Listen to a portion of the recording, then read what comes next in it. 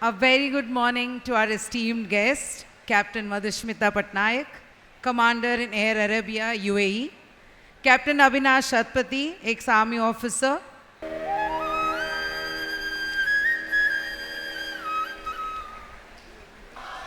You make some noise. Come on. I'm not here to lecture you today, okay? The last thing I've come here to do. I've come here to see you all, talk to you all, and talk to you about anything that you want to ask me. That's why I'm here. I wish I had somebody for us during our times. I'm so happy and glad to be in this school. Before this, a couple of days back, I was in the other school, Sai Residential School. Overall, I'm so happy and glad to see the energy and enthusiasm of you kids, and love to be standing here to be a part of this school, which was so fondly built with the vision of your late chairperson, Dr. Bijay Sahu, and run so efficiently by Ma'am Dr. Shilpi Sahu. I met her in one of the programs earlier, found her to be such a humble and gentle person, so caring, and I saw her with all the kids and how she knew a lot of them by what they are, their names or what they did. Was so nice to see a school finally which still upholds the values and still believes in giving a good education, overall good education to the children. So as I talk about that, then let's talk about the challenges that we face as children, of course. We have our own challenges that we need to overcome to become successful one day.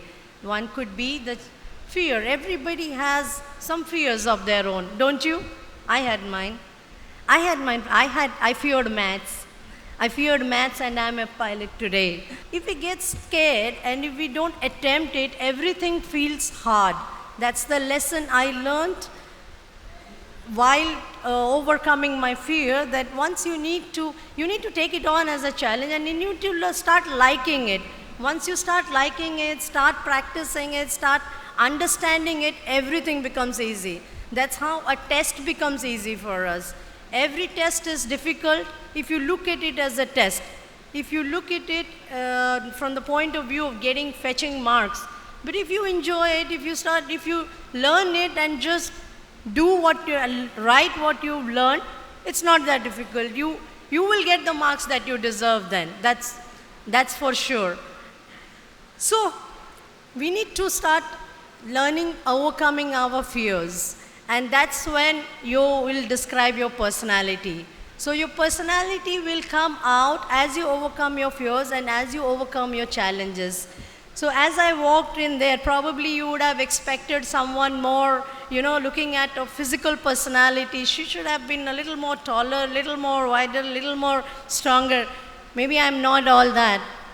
But I still have a personality of my own, which I hold with the experience that I've gained, which I hold with the confidence that I developed in life.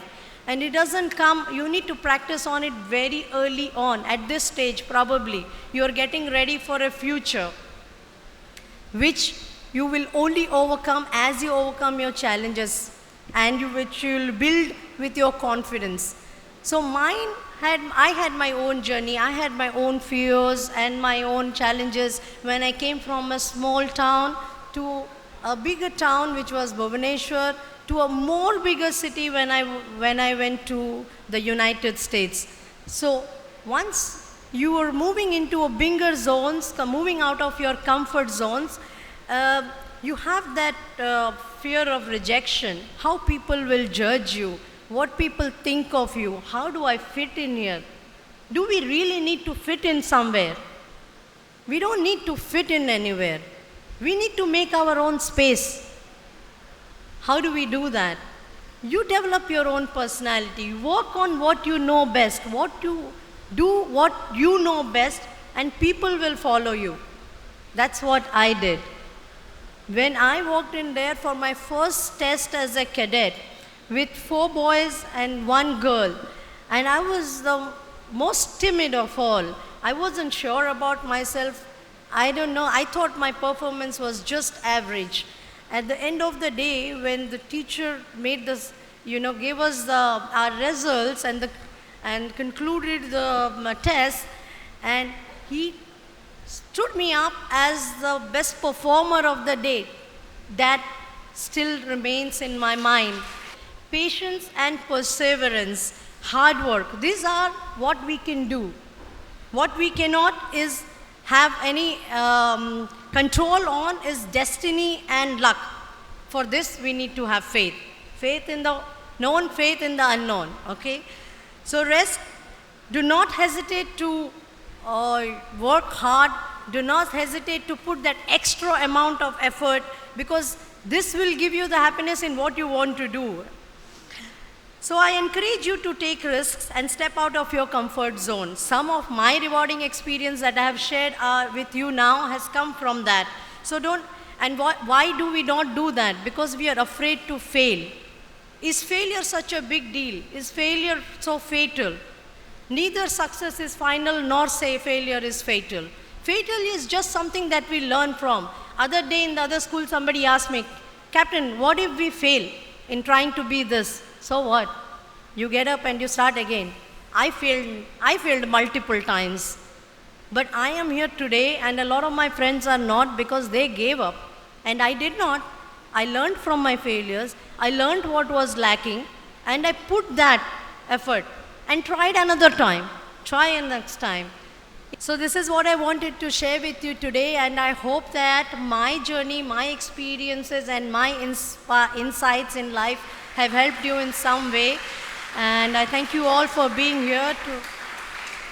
I wish you all the best in all your future endeavors. And in case you ever need any help and advice, I'll always be there. You can get my social media. Anyway, thank you. Yes, I'd like to, please go ahead. Good afternoon, Captain. Good afternoon. This is Swayam.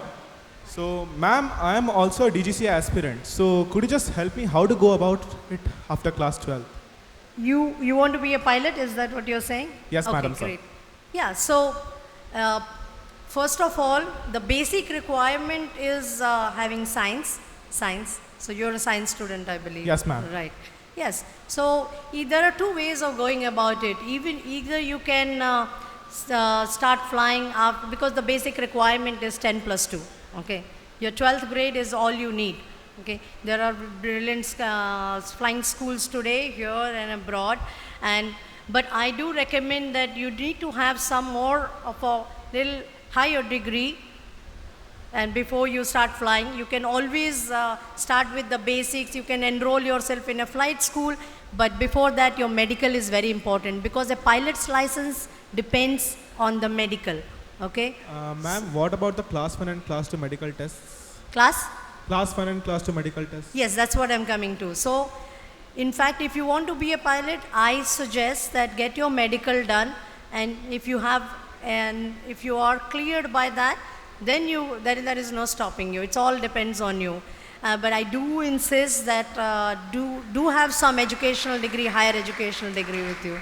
It really helps, because this field is a lot about experience and a lot about wisdom, about taking decisions. Being a pilot is all about taking very instant decisions. Decisions depends on your experience, on your knowledge.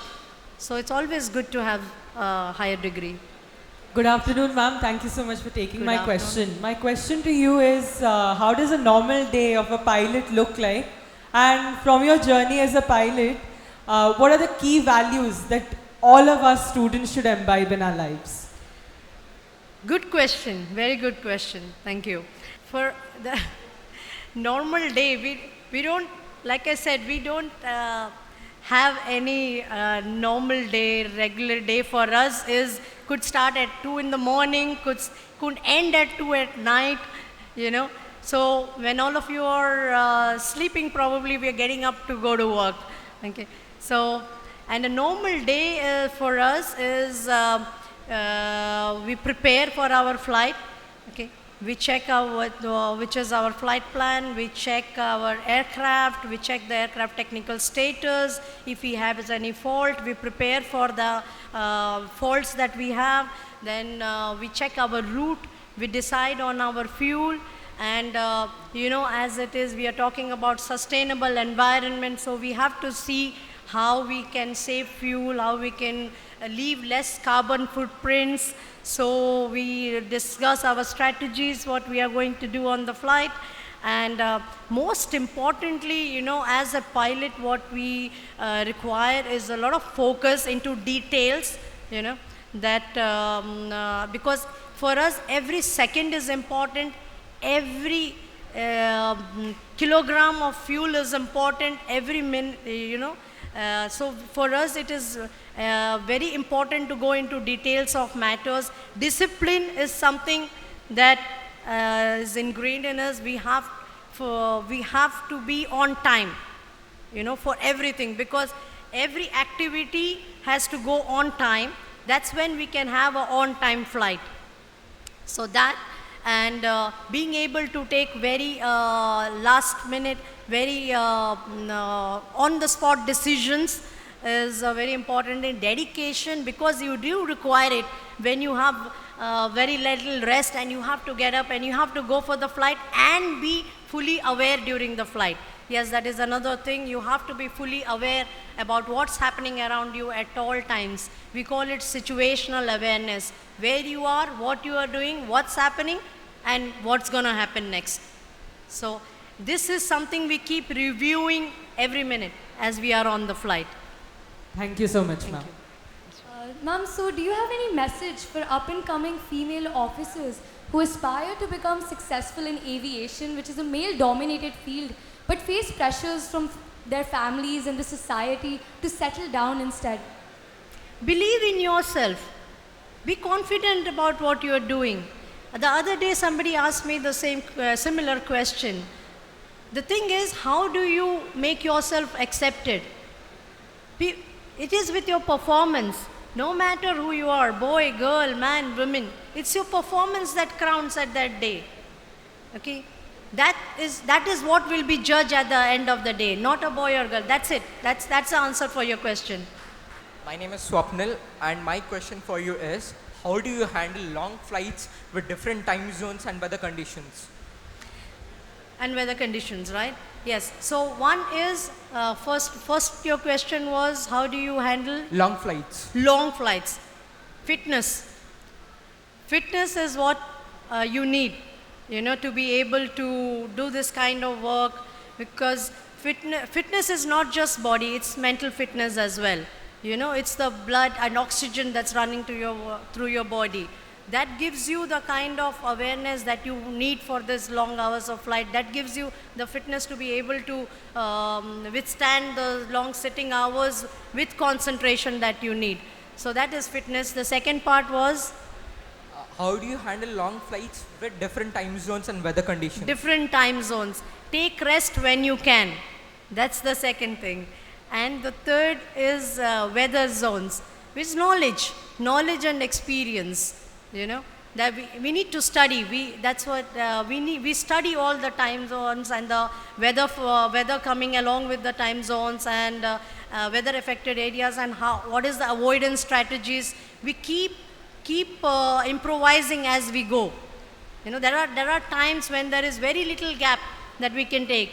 And let me tell you, if your pilot, if your captain has switched on the seat belts and you feel no turbulence, that is not because there is no weather and he or she forgot. That is because he or she has done every effort to keep you away from the weather. That could give you, but the seat belts are still on because you could still get some turbulence, okay? Thank you so much, ma'am. Good afternoon, Captain. This is Soham, and my question for you is that how has the aviation industry changed since you started your career? Yes, very good question, Soham. Aviation industry was very, very small when we started, with few aircrafts, fewer airlines, and few aircrafts in the sky. But as you can see now, it's just like gone over and beyond in our last few years. The airlines have increased, the number of aircrafts in the sky has increased. So for us, how it has made a difference is the safety has, need for safety has increased a lot. So our training has also increased a lot, training requirements, because now we can see aircrafts at 1,000 feet to each other, next to each other, and this is all possible because of the newer technology, newer system that we are able to accommodate so much in aviation. Aviation has become broad now, so the mindset in aviation has also changed. So now we cannot call it a male-dominated anymore, and the need for safety in the pros of how the aviation has changed, the need for safety and the need to keep the aircrafts and the sky safe has increased. So yes, it is a good, and common man can fly now. Earlier it was only for the elite. Now it has become the need of the day. How many people think of taking buses or trains nowadays? So time is money, and if you can save your time traveling, then you can use it to make your business or to work, right? Thank you, ma'am. Good afternoon, ma'am. So my question for you is that, being an integral part of the aviation industry for a long time, how do you see it shaping up for the upcoming pilots? And other than that, how do pilots achieve a work-life balance? Work-life balance is up to each individual, and we have to work to make that happen. And when I say we, you, the person, along with your family, along with your friends, have to understand your needs. Yes, we do need people to understand us, because our life schedule is not really normal. So work-life balance will depend a lot on your understanding of your own self and your own needs. And what was the first part, sorry? The first part was that, seeing the future changes in advancement of technology in aviation sector, what are your tips for upcoming pilots? Yes, so one needs to keep upgrading oneself. You need to keep honing your skills. This is a skill-based job, and it's a technology-based job. So there is no complacency in our job, okay? You need to just keep improving on yourself and keep training yourself, keep working yourself to keep yourself adapt to the newer things coming in. That's what I say. Airlines will keep increasing. There will be a lot of new changes that will be coming in. We are progressing really fast. So the need to keep yourself vigilant, to be aware and trained is much more important now. So good afternoon, ma'am. Good afternoon. So flight training is known to be a very rigorous and tough phase for a pilot. So my question to you is, how was your first solo flight experience, and what did you learn that day? I learned a very important thing, that I had no fear. That I could be in the sky on my own, because the minute I looked to the right, there was no one there. Then I knew that this is it, and every decision that I make today is going to define who I am and be. Good afternoon, ma'am. My name is Pratiksha Panda, and my question for you is, what are the skills and qualities that are required for a pilot? Yes, thank you, my dear. To be a pilot, the most important few things that you have to keep in mind, you need to be very, very focused in what you are doing. Discipline is a very important thing. To be able to take decisions is very important, and a lot of hard work. Hard work is required everywhere, but dedication to the job, to be able to take your team forward, to be able to take your team along with you, that's very important. To be able to have the knowledge to look into details is what is required for us in everyday life.